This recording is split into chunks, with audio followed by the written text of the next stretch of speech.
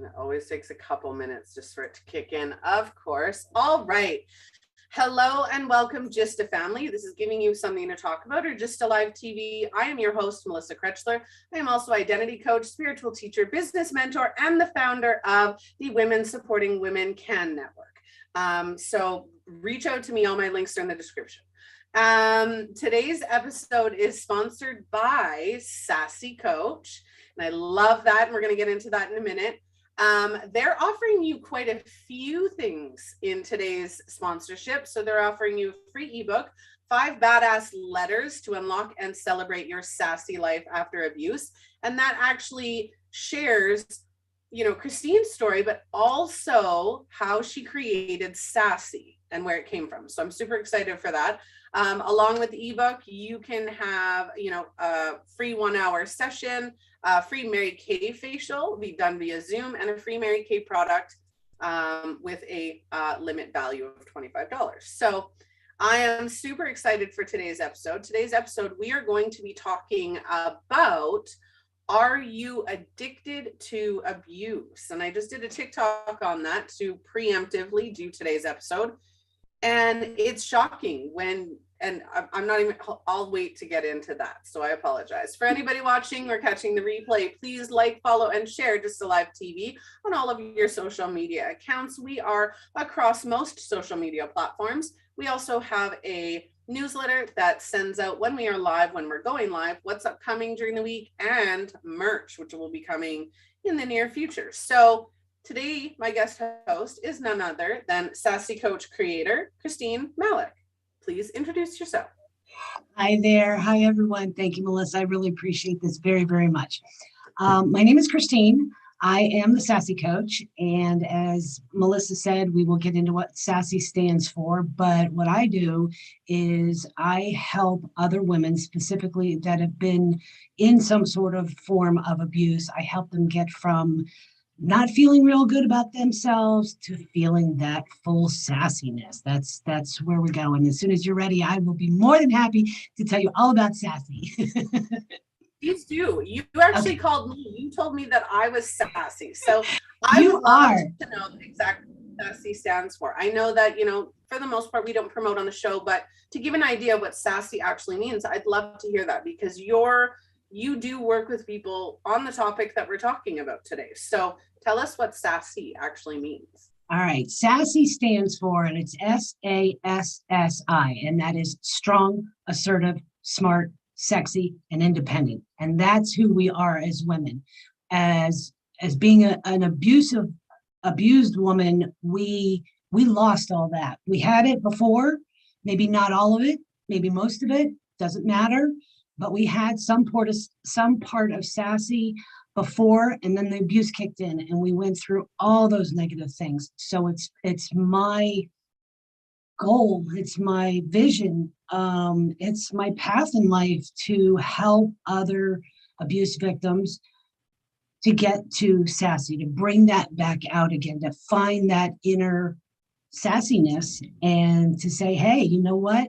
I am strong, assertive, smart, sexy, and independent, however that means for each an individual woman. Absolutely. And I absolutely love that, because we need that. And you and I do similar things in different roles and in different spheres where, I'm an identity coach. And part of that is rebuilding from our core, right? Rebuilding from that core of who we are, not what everybody else thinks we are, or every situation. We think that, as addicts or abuse victims, that we are, that's our label now, right? I'm a victim or I'm an addict. That's not your label. That has been a part of your story, and that will continue to be a part of your story, but it's not who you are. Exactly. So let me start with the TikTok that I did today. Did you end up catching it? I know I did. I loved it. Thank you. And I'm finally getting used to doing videos. So me too.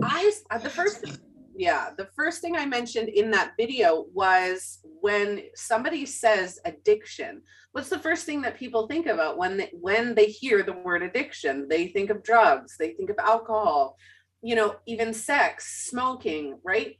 they don't actually think that situations, people, we can be addicted to anything, absolutely anything. And there are two very specific variations of addiction. So one is the cause, and one is, well, I guess no, they're both the same. So I apologize. I'm trying to word that properly. So addiction is, what is addiction?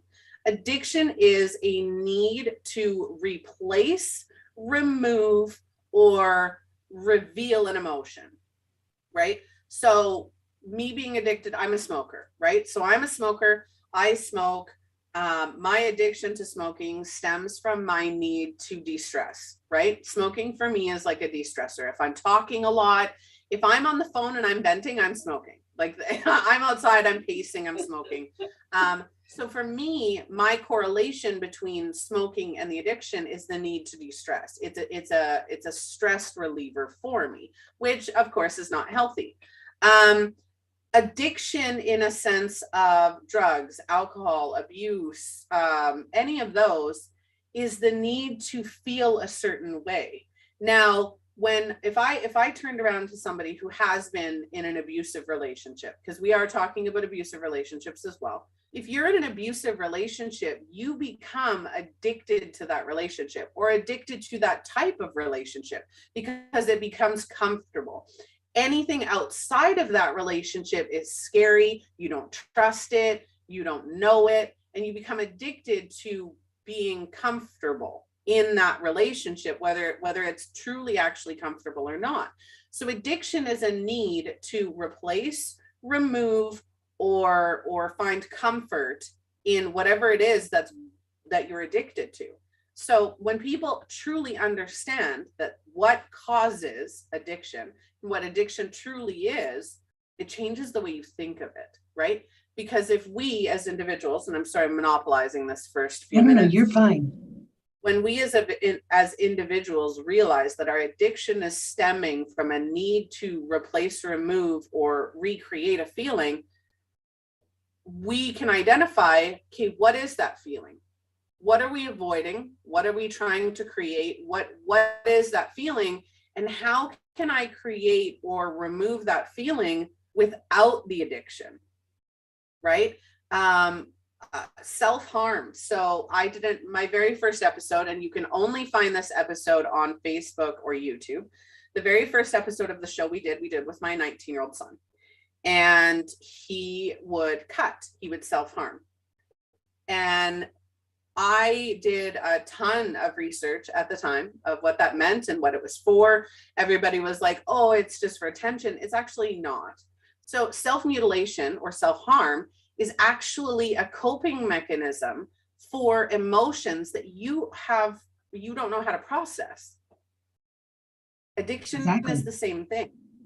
Mm-hmm. Right? It's not being able to process those emotions or those situations or anything like that. So we turn to addiction. Now, there are people who are forced into addiction. I will absolutely, there's no shame. There's no shame if you are an addict or if you're addicted to abuse. There is absolutely no shame. We all go through the cycle of addiction one way or another. All of us. Nobody is free from that. Whether it's addictive thought processes, addiction to self-sabotage, the list is endless. Endless. Yes. Endless. Unfortunately, it is. Yes. Unfortunately, it is. Yeah. I think that it also stems from, and as you had said, not having those coping mechanisms. We didn't know. We weren't taught, and especially my generation. I'm in my mid 50s, and so my parents and their parents, everything was swept under the carpet. You didn't know how to handle addictions. Housewives way back then in the early 50s and 60s, they were taught you're barefoot and pregnant. That's what you were supposed to do. And you were supposed to make sure dinner was done, house was clean, and everything was neat and tidy and in place and in order. And if somebody had a problem, you didn't discuss it. You didn't talk about it.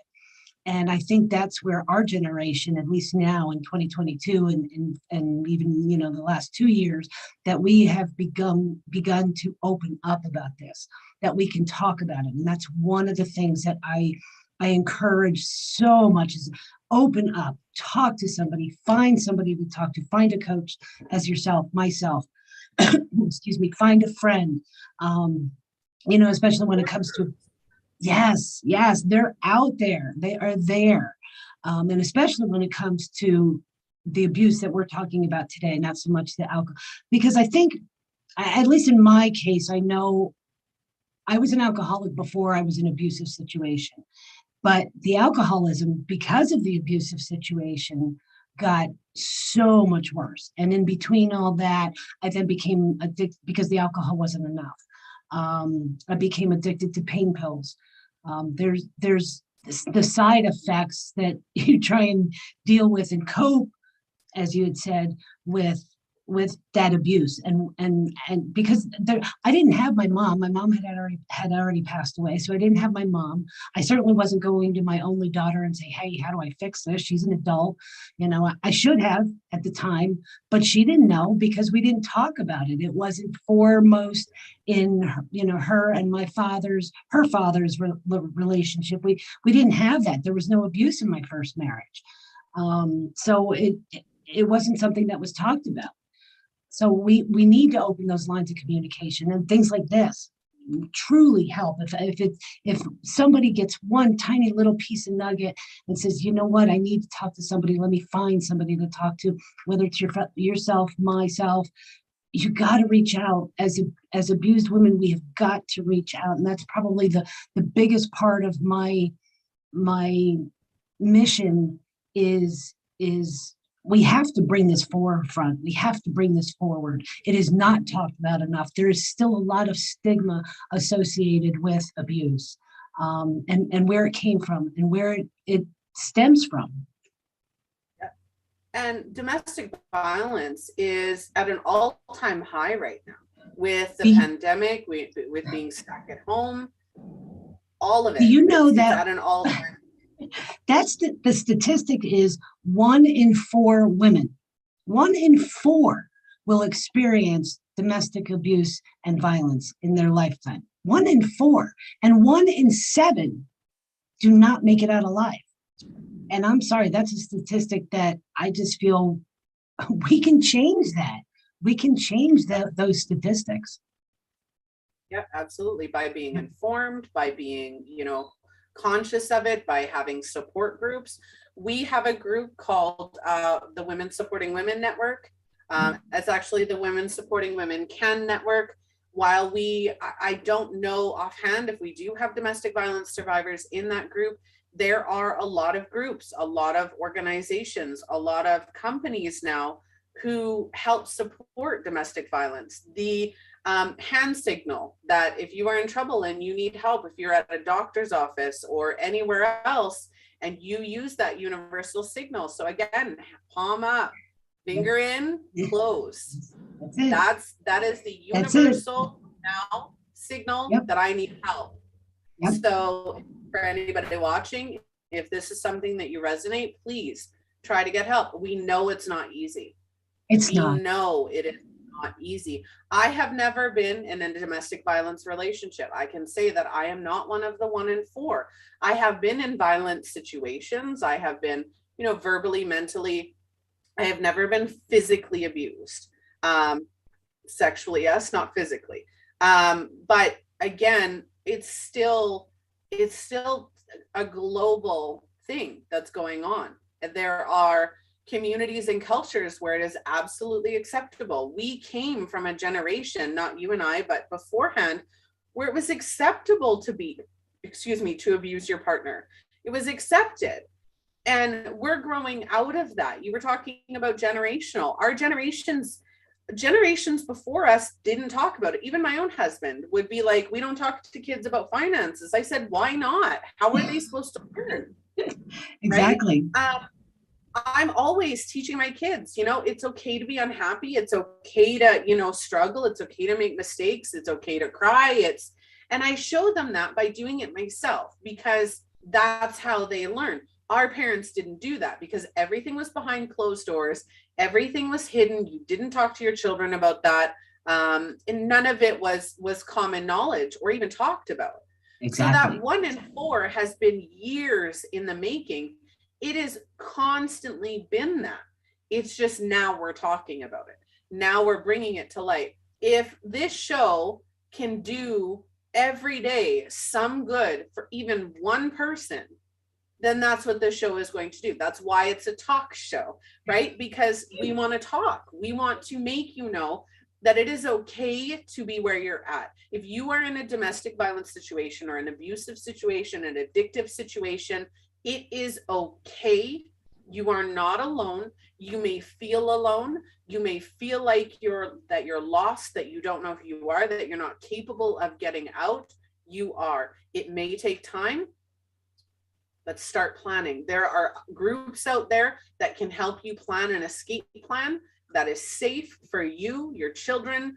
There Yes. are ways to do it. And I Yes. Yeah. encourage you to reach out, even if it is joining a Facebook group and finding those resources, even if it is, going to your local women's shelter and saying, I need help.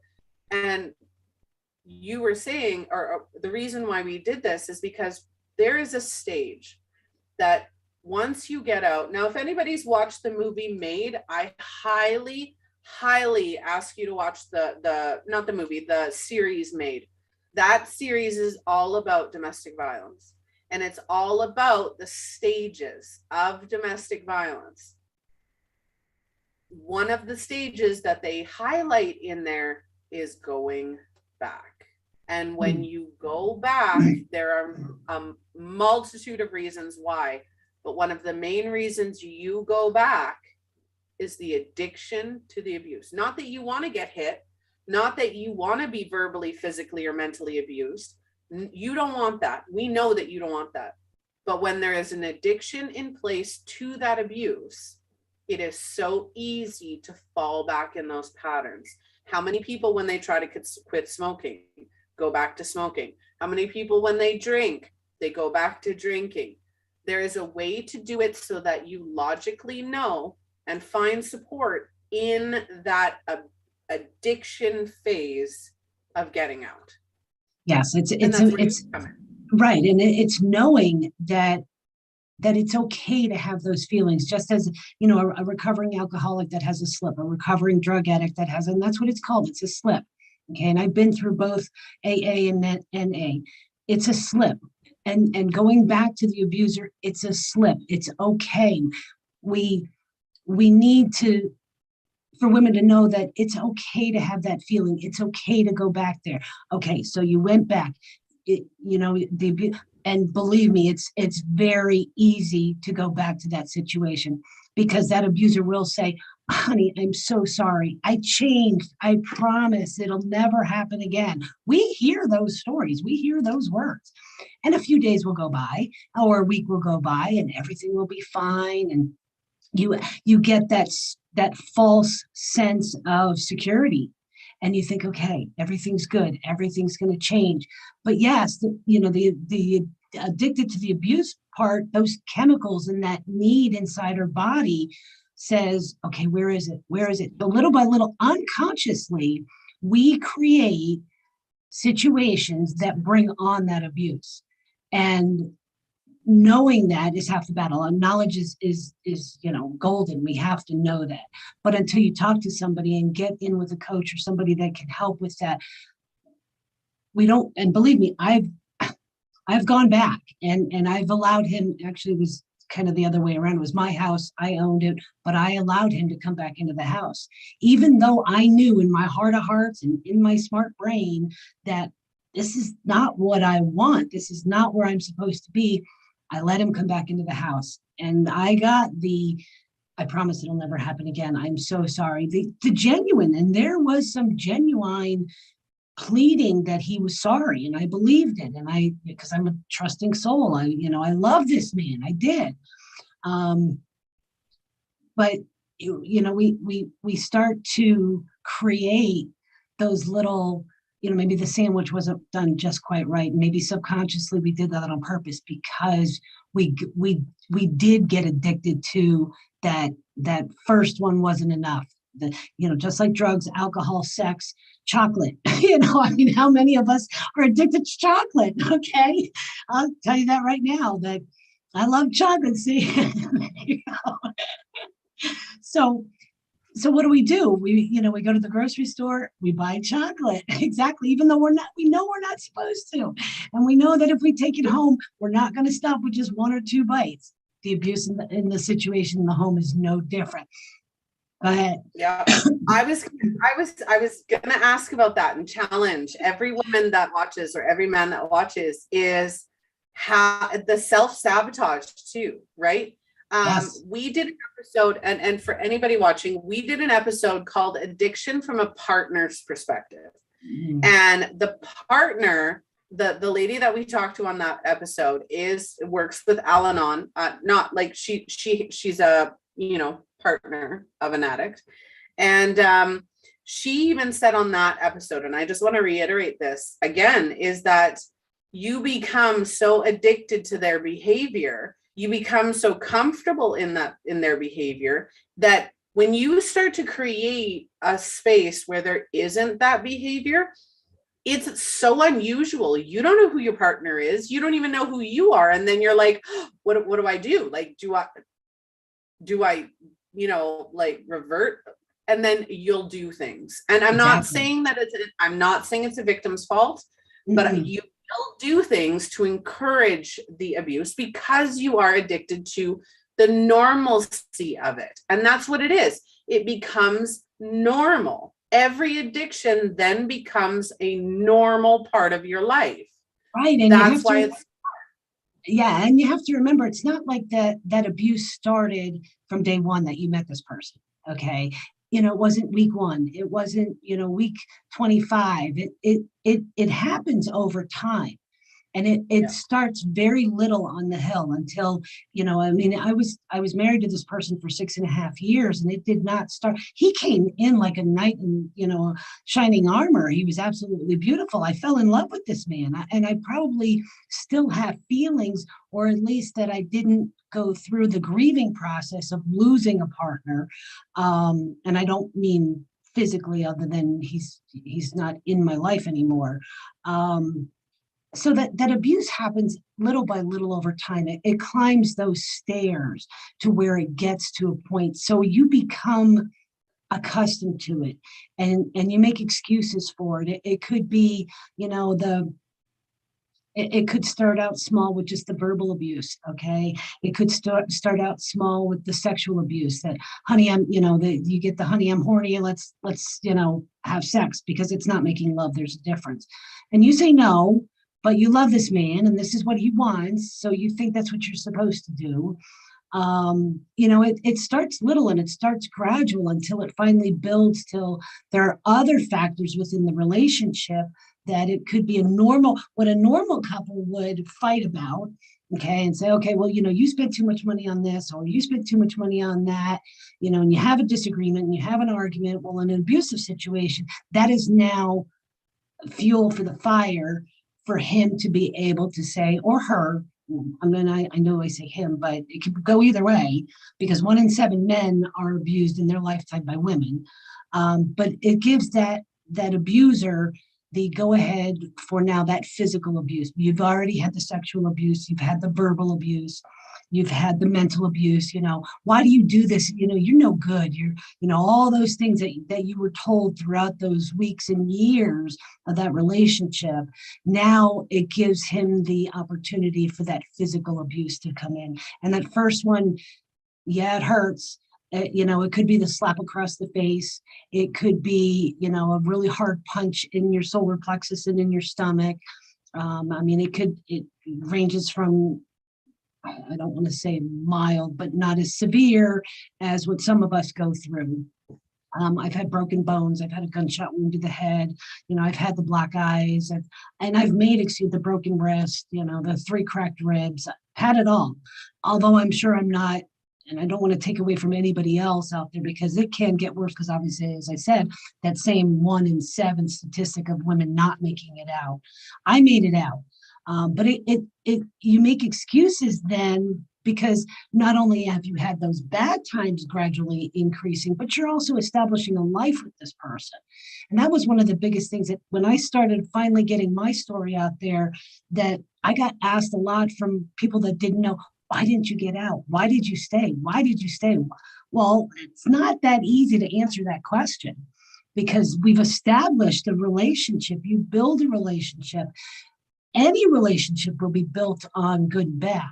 It's how you handle that in a relationship that makes it a go ahead. A lot of the times, so I want to play devil's advocate in a minute, because I'm analytical and that's just the way I roll. Go for it. But a lot of times we don't, women like to focus on the positive, right? They like to focus on the good times and the good, and we lead with our emotions. So if majority of the time we are in love with this person and we've built a life with this person and they're the center of our universe, we don't want to give up, right? We don't want to be the failure. We don't want to say we didn't try and we didn't make it work, and we didn't want to make our partner feel like they're the bad guy or anything along those lines, right?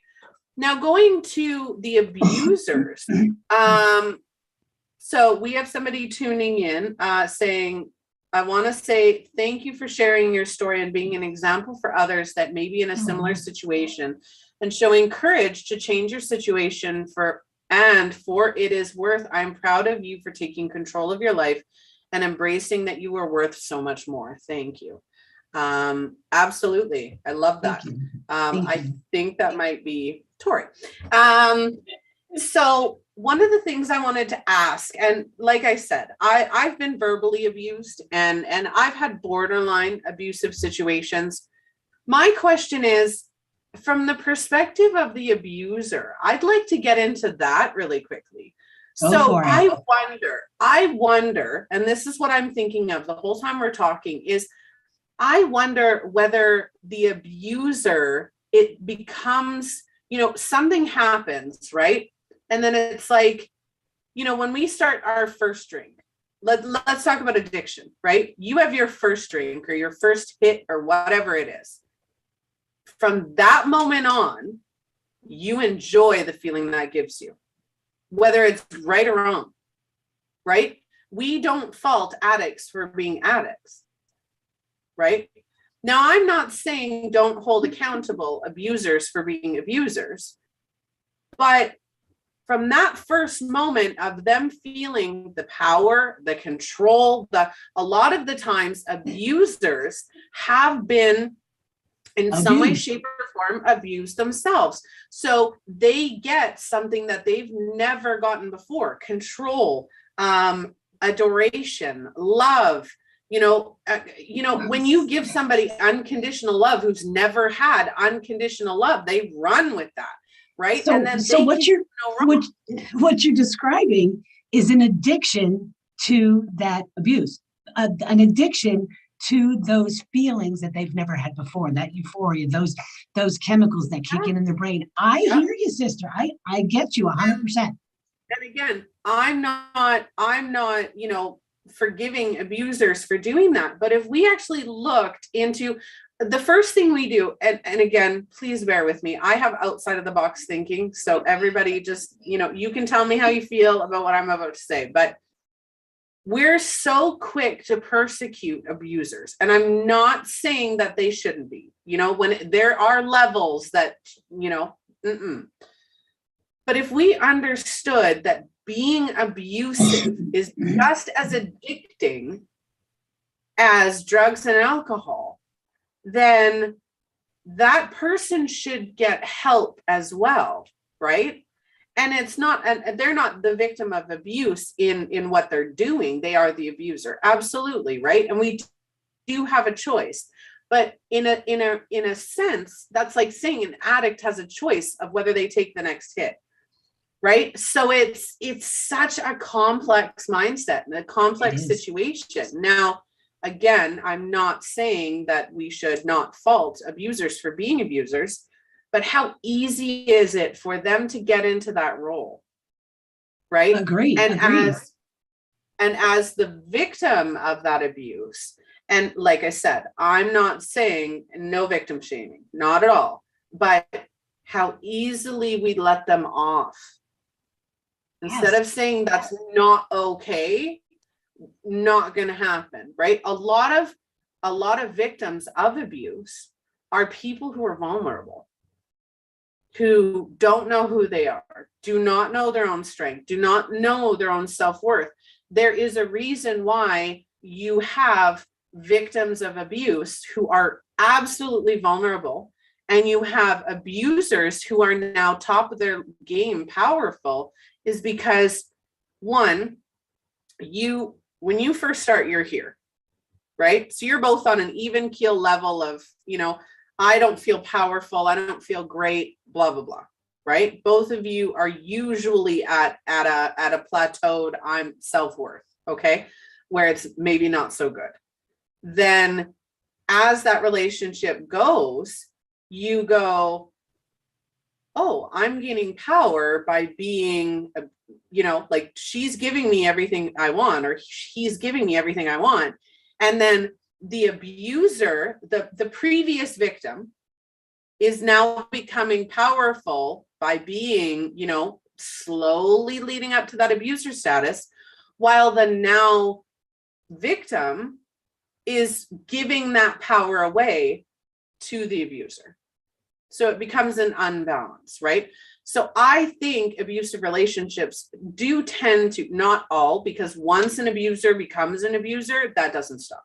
It can, but now it's become an addiction, right? But the first relationship that they have, they're on an even keel with their victim.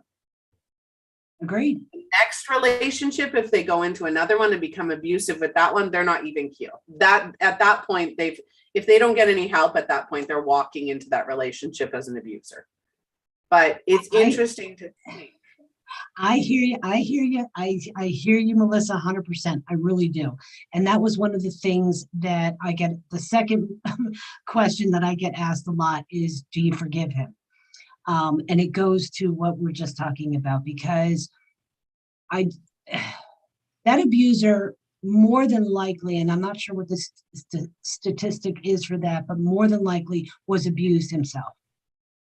Probably sexually molested, physical abuse from some sort of higher figure in his childhood. And with emotionally and verbally. Absolutely. And in my situation, that's what I was told. Okay, I had no way to verify, but you believe he's your husband, he's the love of your life. You believe what he says, okay?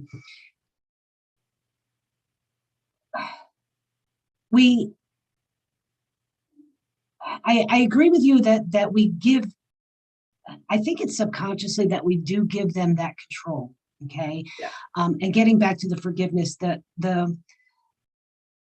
and I apologize for the long pause. It's some of this is still difficult to talk about. Take your time. Thank you. Of course.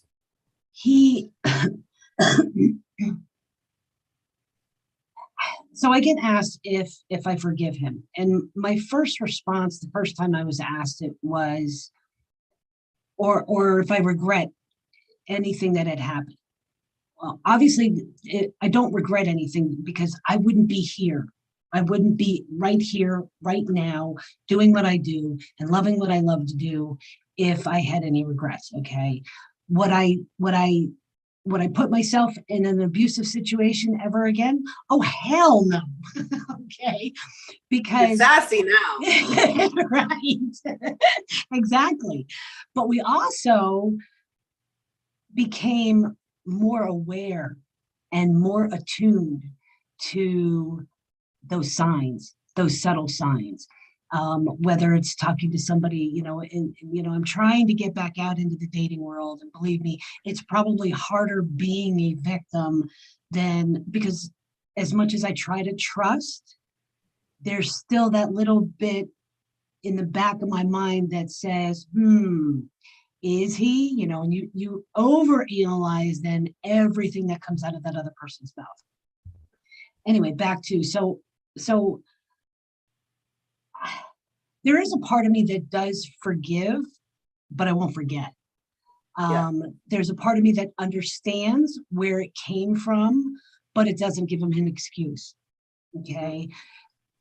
Again, in today's day and age, as much as I seek help and as much as I encourage anybody else out there to seek help, he should have done the same thing. And any man that's listening and can see these signs, and sees that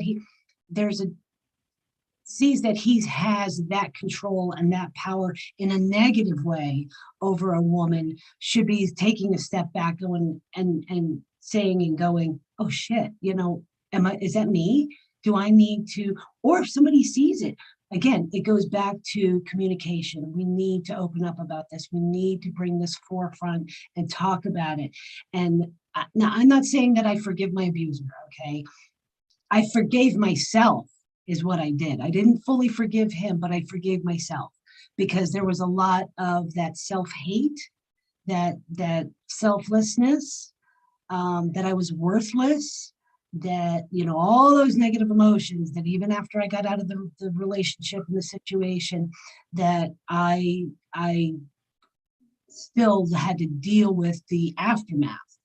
But if we can bring it out and talk about it, and if your friends are saying, hey, dude, you're kind of like that with your girlfriend, maybe you should talk to somebody about it, or, hey, Melissa, I'm seeing that you're becoming distant, you're, staying away from your family, all those signs that just like a child that's dealing with being bullied in school, it's the same thing. We're being bullied as victims. Thank you.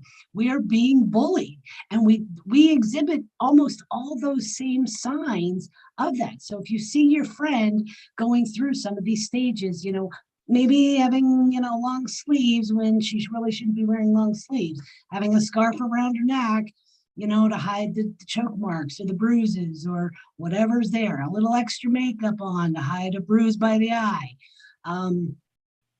Bring it forefront, talk about it. Yeah.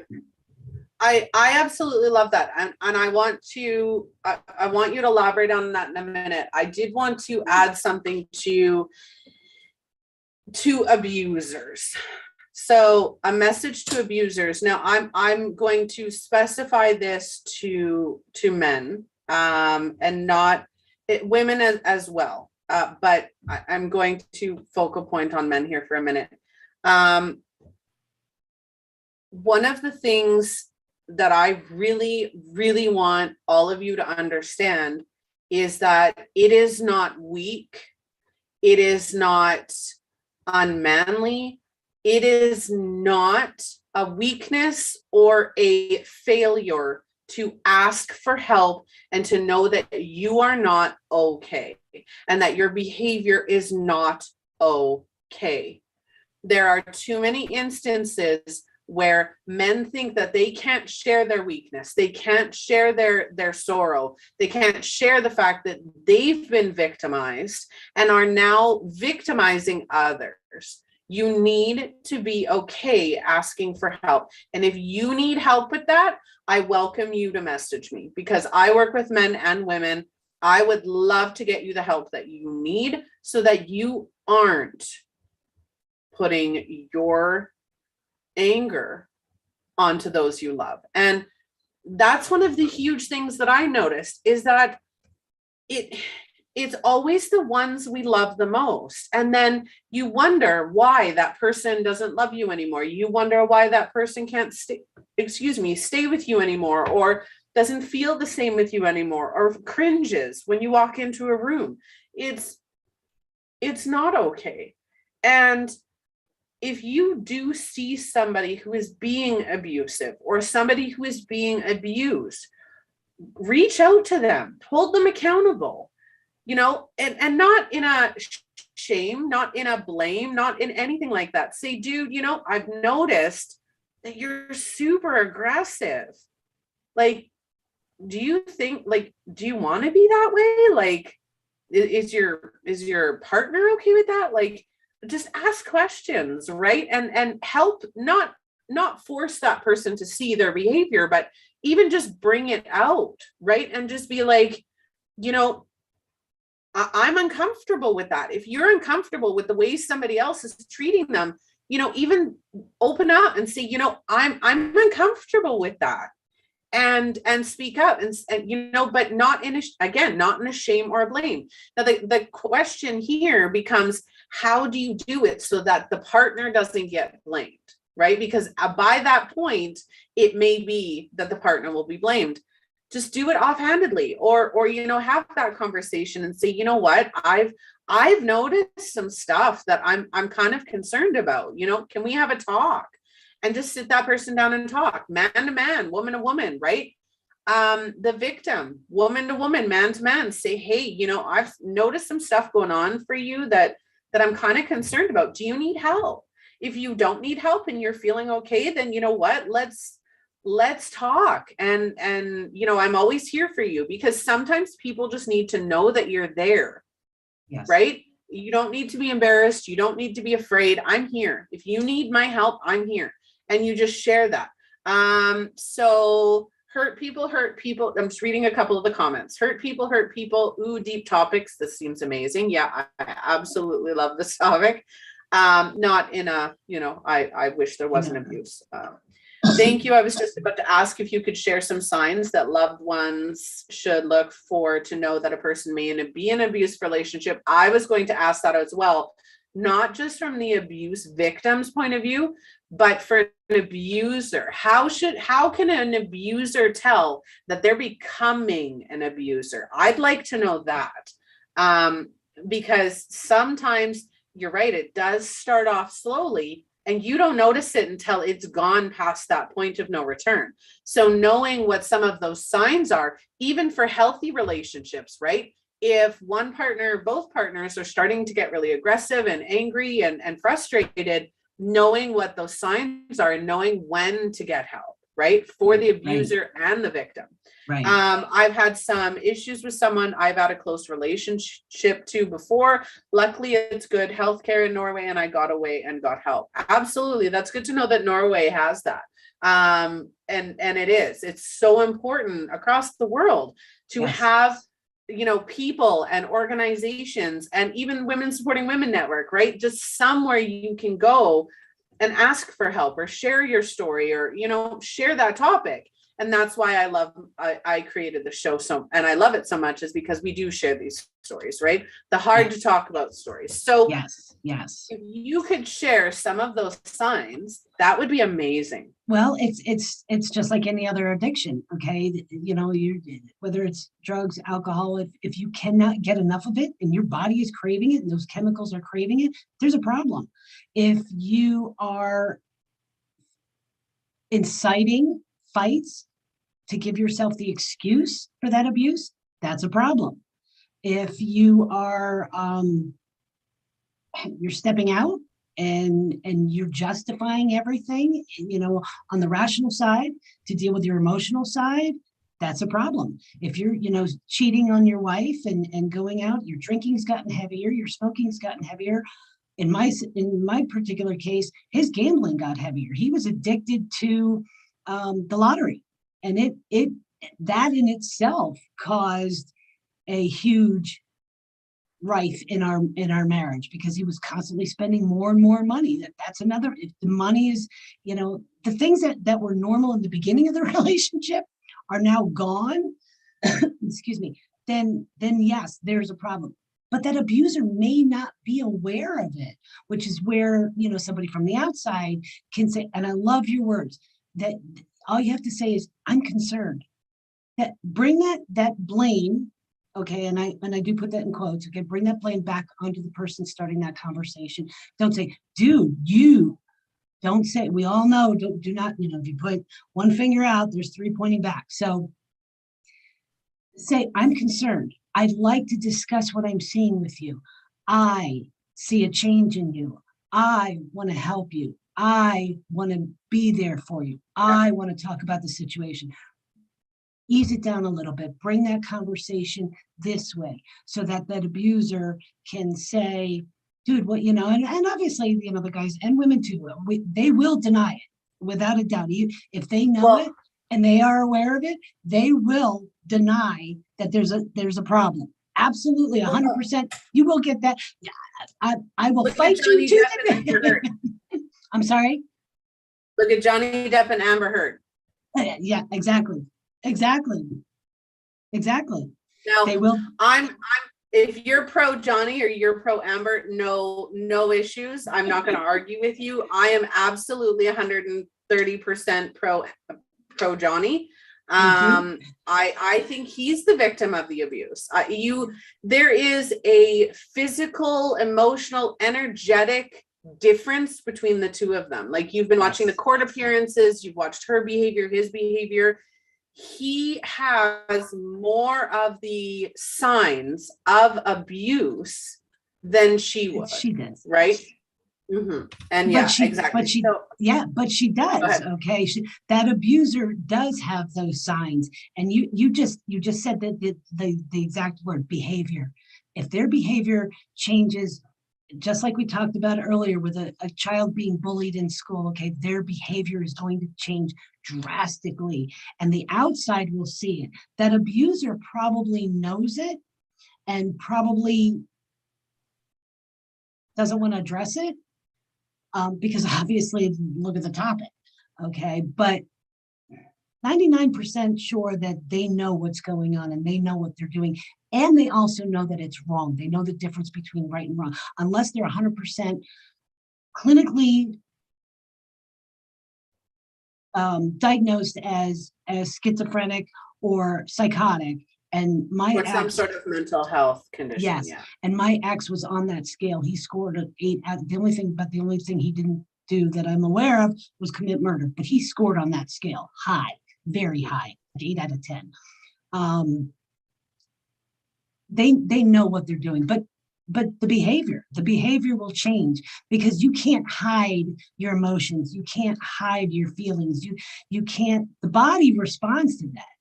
The body will respond to all those chemicals that are coursing through the body. You can't miss it. You can't miss it. See, so I'm going to answer a couple of these questions in a second. Yes. One of the things I will admit is I have the predisposition to be an abuser. I have the capability, the mentality, the mindset, and the emotional volatility to be an abuser.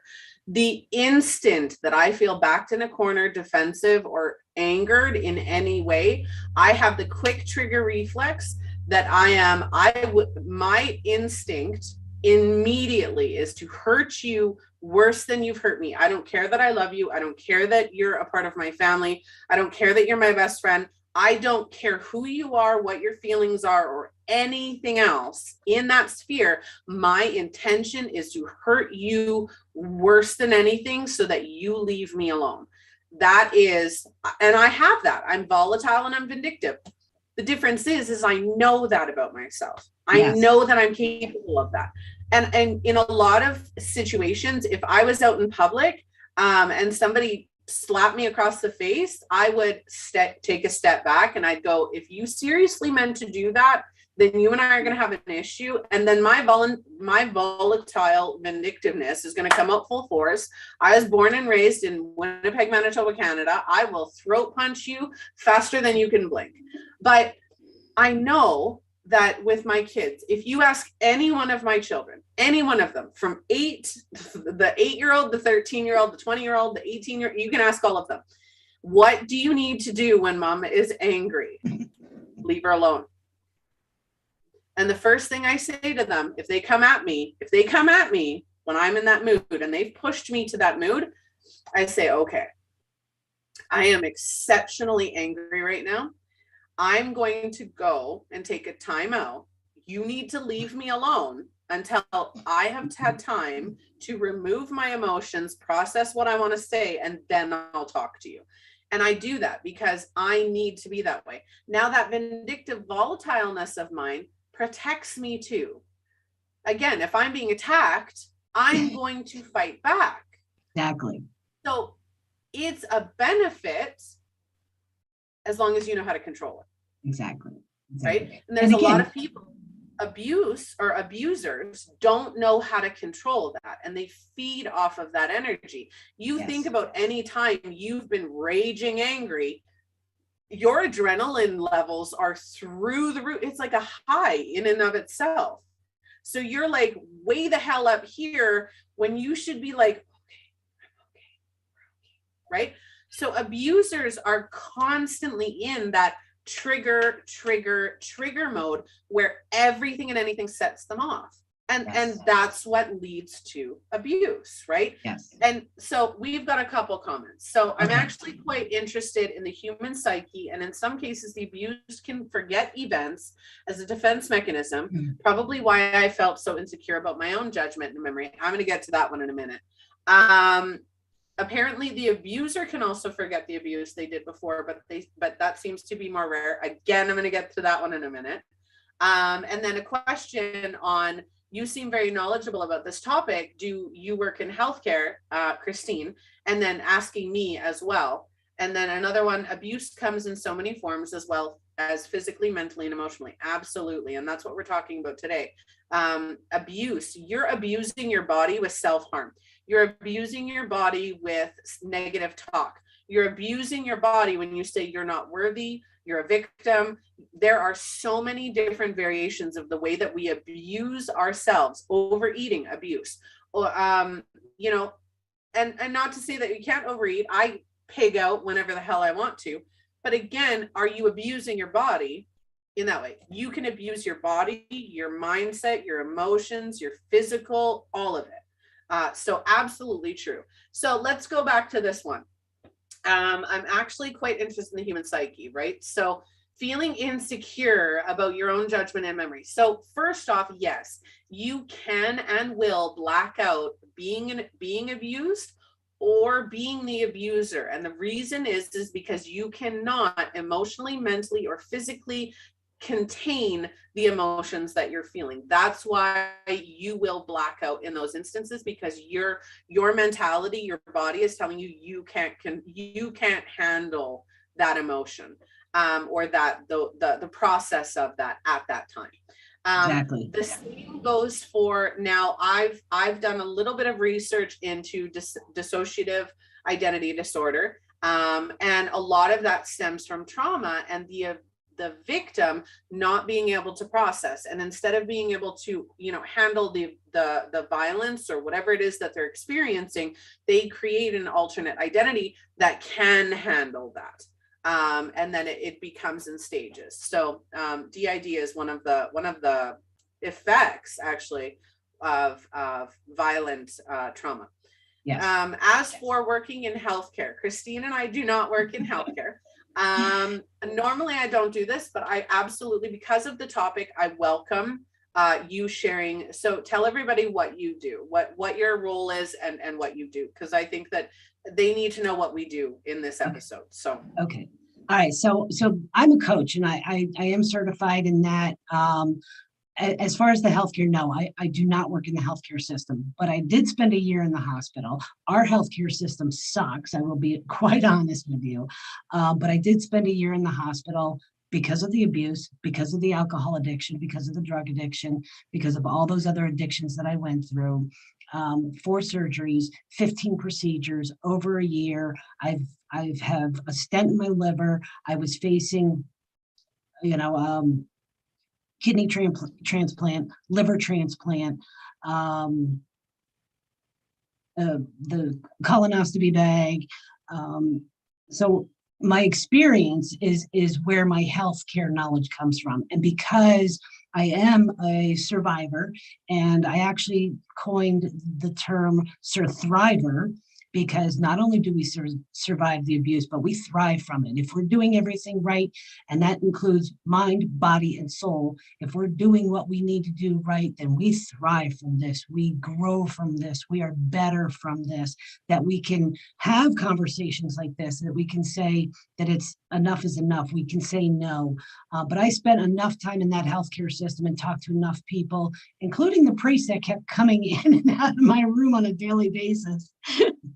wanting to make sure I was okay.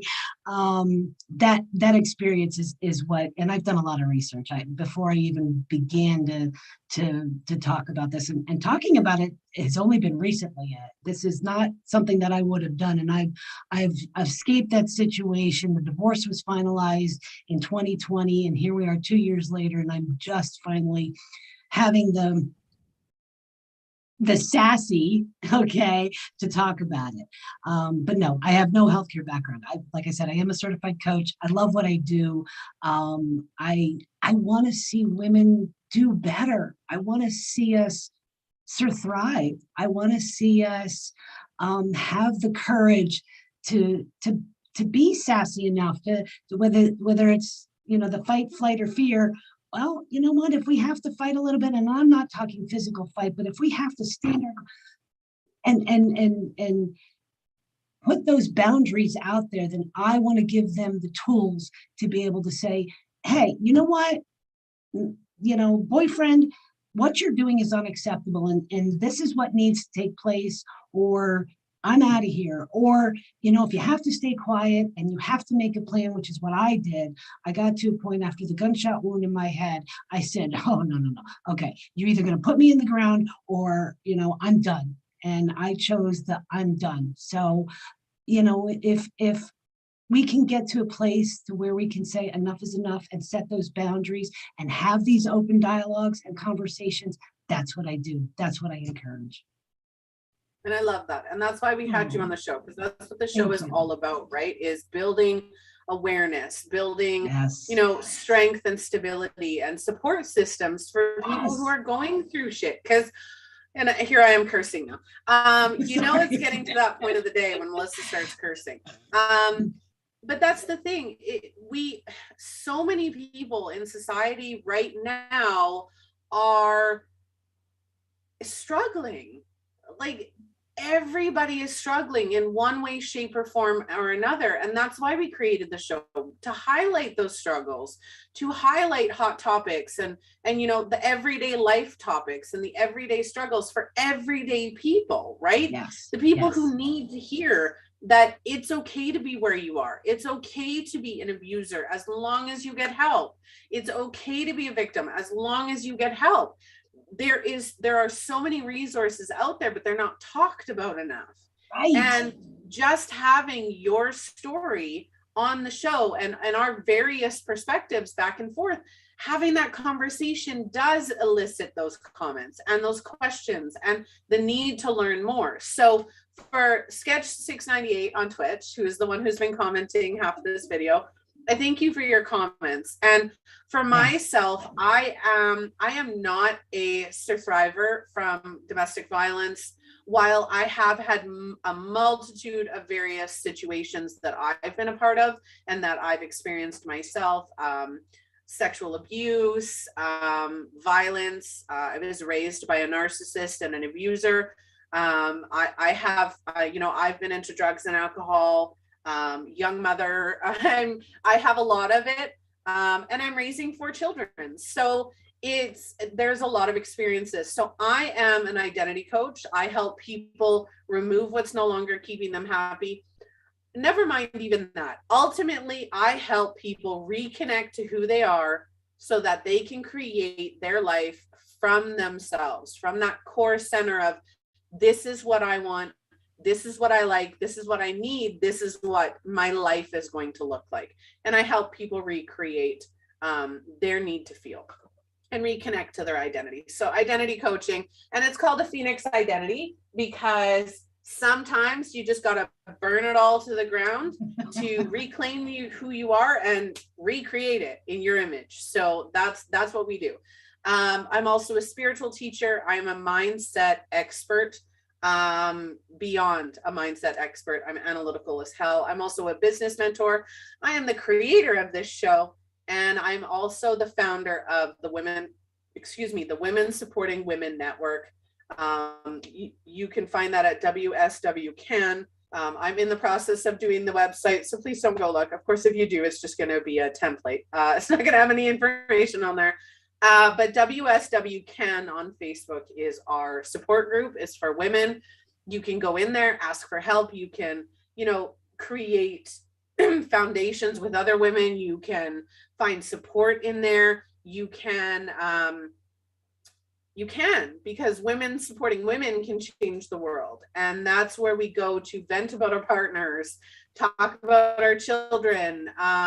Even if you're a single woman, a transgender woman, you're welcome and supported in Women Supporting Women. So that is our network of inclusivity, self-love, personal development, just like the show, all of that. So lots of stuff. Even if you're male, I work with men because men have quite the interesting psyche, and for some weird reason, I tend to be able to get into the mindset of men very easily. I am a woman, born a woman.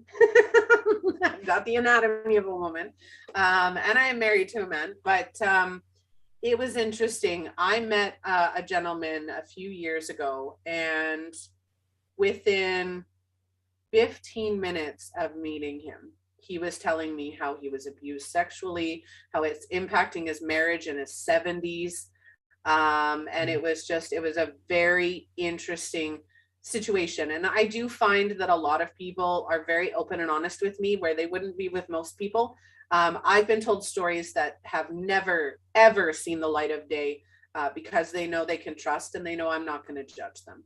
I am far from being judgmental, which is why I can get into the mind of the abuser. And I have theories on a lot of different topics that I haven't shared, and I don't know if I ever will share because they are very much outside the box. But if they did, it'd probably help a lot of the population. But he's addicted. So you're addicted to cheese. Yeah, you can be addicted to cheese. Make sure that it doesn't bung you up though. No judgment. No judgment. I'm addicted to Pepsi, so we're all good. Pepsi should actually sponsor my show because that's all I drink. I have like 2 Pepsi bottles beside me. It's in my husband told me I needed to use a cup so that I wasn't like just guzzling it out of the bottle. So I've got my black cup. Is the psyche of women and men very different? They are and they aren't. The problem is that men are taught different than women. So women are raised to be homemakers. They're raised to be, it's the way we're raised. And as we're growing up, we create our psyche. We actually create our psyche. Now, if you're raised in a very predominantly male household, your psyche will be more masculine. You will have the provider role, we take and we build our entire psyche based on the experiences we've had, the peers that we've had, the lessons we've been taught, whether positive or negative. We create what's called the 7 mindset pillars. That's something I created. The 7 mindset pillars are the 7 most important aspects of our life. So it is self, spirituality, whatever that may look like. You can be an atheist, it doesn't matter. Spirituality is individualized. So self, spirituality, romantic relationships, family, friends, career and business, that's 1, or finances. All of those 7 are most important aspects of our life. And as we age and as we grow, we create beliefs in each of those pillars. All of our decisions as adults are based on the beliefs that are in those pillars, whether they align to who we are or not. So a lot of times men will have these very manly, masculine pillars that don't necessarily, and I'm not saying you're feminine, and I'm not saying anything along those lines, but you have a need to feel too. Men are not encouraged to feel sad. Men are not encouraged to cry. Men are not encouraged to embrace their inner beauty, embrace their emotions, embrace their need to feel a certain way. So a lot of men are taught to just man up and go with the flow, right? So if a man feels like he's being abused, or if a man feels like he's being victimized in any way, he generally won't say anything because it's not manly. So the psyche is not necessarily different. The lessons are different. The roles are different. And remember that your gender is still technically just a role, right? Look at how many amazingly beautiful transgender people we have who are born one way and raised one way, and then but identify a different way. It is still beliefs. It's part of your belief system. Now, I'm not saying you can believe you're one thing and then choose to believe you're another thing, and that's not where I'm going with that. So please do not come after me on that one. I'm just saying that, you know, we're entitled to whatever it is we feel, whatever it is we need to feel, whatever it is we believe. Now, the belief systems that are wrong for us are the ones that other people create, or the ones that we created in victimization, the ones we created in strife, the ones that were created by, you know, you'll never make it because starving artist is all you're going to be. That, you know, we build those beliefs. So male and female psyches are not that different. Just the way they're created is different. And that has a lot to do with our parents, our peers, our schooling, all of that. So, yeah. Yep. Yep. See, we're smart as hell. I know, right? And that's why you called me sassy. So tell everybody again what's sassy. You are sassy. All right. So sassy is strong, assertive, smart, sexy, and independent. And that's what we are as women. We are strong, assertive, smart, sexy, and independent. We're sassy. Sassy. Are you on TikTok? No, not yet. My goodness, you should do a TikTok down. I'm I know. For you. I'm going to do a TikTok for you. And if you create a TikTok account, I'll tag you in that. I have the account. I just don't have any videos. So send me the account. I'm going to do it. Do you watch TikTok though? Yes, that is how I kill my brain cells. That's I do it all the time. I go outside, I smoke a cigarette, I watch a few videos to be able to just get rid of the negative energy from the day, you know, or from the call that I had, so that I'm not absorbing everybody else's energy. That's what I do. That is kind of my downtime. I don't watch TV, so.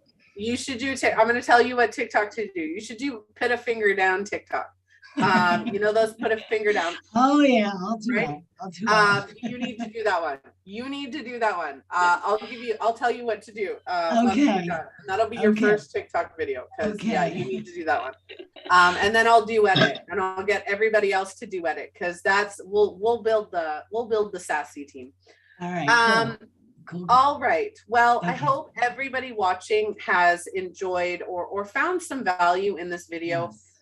If you have a suggestion of a topic that you'd like to see featured, please reach out to Just Alive TV. Now, Just Alive TV actually means giving you something to talk about live TV. That's the title of the show. We are across many social media platforms. We live stream Monday to Friday, 2 p.m. Central Standard Time. We are always looking for guest hosts, guest topics, and we're always looking for sponsors. So if you would like to connect with us, you can do so across social media by Googling justalivetv.com, or, well, that's our website, but Just Alive TV is most of our handles. You can find us everywhere. Connect, let me know, join our Facebook group, giving you something to talk about live TV, where you can, you know, connect with our hosts, connect with myself, and talk about the show, share some topics you want to see on the show. All of that is available. Thank you so very much, Christine, for joining me on today's episode. Before I let you say goodbye, I want to let everybody know that Christine has sponsored this episode through her SASSI Coach business, and they are inviting you to connect with her because she's got a few freebies for you. One of those is her books, is her ebook, and it's all about her story with abuse, her story of finding herself and creating the SASSI brand. So go and check that out. I'm going to actually download that to myself. So you can send me the link to that, because I'm going to download that myself. Her links are in the description. If you would like to reach out to either myself or her, please do so. Links are in the description of this episode. And again, reach out. I beg of all of you, please reach out when you need help. Reach out for whatever it is that you need. There are people who are available for you. So Christine, again, thank you so much for joining me today. Honey, I can't tell you how grateful I am for this. Thank you. And thank you to all the listeners. I agree. I hope everybody took at least one little piece of information, a little nugget of something that they can hold inside and say, you know what, and just remember to be sassy. Fake it till you make it. You know, that's what we're taught in AA. That's not super good. There is a way to fake it till you make it, but make sure that you're not faking it all the Well, right, exactly. But we'll live it. We'll live it. But thank you. I appreciate this very, very much. And thank you to all your listeners. So very welcome. Yeah. All right, everybody. This has been your episode of Just Alive TV. Again, please follow us, like, and share. If you would like to sign up for our newsletter, you can do so at justalivetv.com. All of my information is in the description, as well as Christine's. So please reach out. Lots of love, and I will see all of you on the next episode.